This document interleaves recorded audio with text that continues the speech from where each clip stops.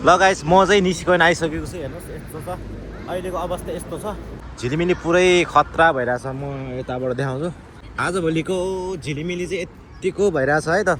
राति आयो भने चाहिँ बबाल हुन्छ यो बत्तीहरू बल्छ यो बत्तीहरू बल्छ राति चाहिँ अनि अहिले चाहिँ म उताबाट घुमेर तपाईँहरूलाई देखाउँछु है त झिलिमिली भएको ठाउँतिर अनि मैले यसले खिच्न चाहिँ बाँकी नै छ अब यसले पहिला यस्तो देखाउनु होइन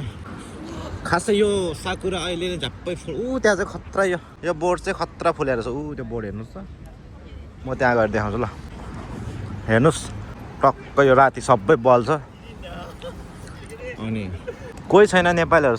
कोही पनि छैन म एक्लै रहेछ यार यो त बकुलाको बथानमा काकाको जस्तो भइहाल्यो नि त्यट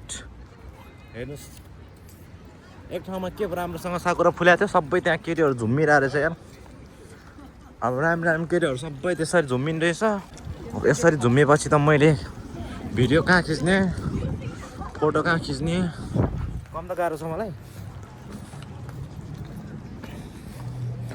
अब यो चाहिँ यहाँ भर्खरै कोपिलाहरू छ फुल्न बाँकी नै छ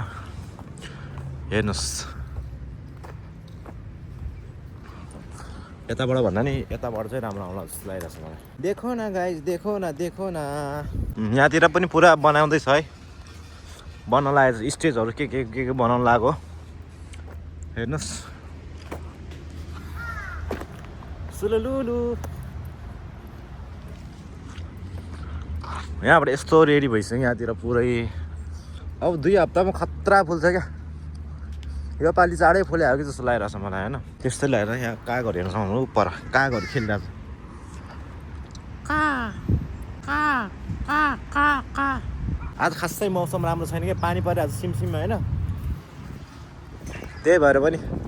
राम्रो नदेखेको हो फेरि पनि आउँछु म 1 हप्ता पछाडितिर त्यो बेला चाहिँ पुरै यो फुल पनि सबै फुलिसकेको हुन्छ अनि पुरै झिलिमिली हुन्छ क्या हेर्नुहोस् यसरी फुल्छ क्या साकुरा भोलि पर्छ यसरी ल हेर्नुहोस् देख्नुभयो यस्तो फुल्छ भोलि पर्छ अनि जापानिज बुढो यसरी काम गरिरहेको छ यहाँ ट्याङ काम भनिरहेको छ पछाडि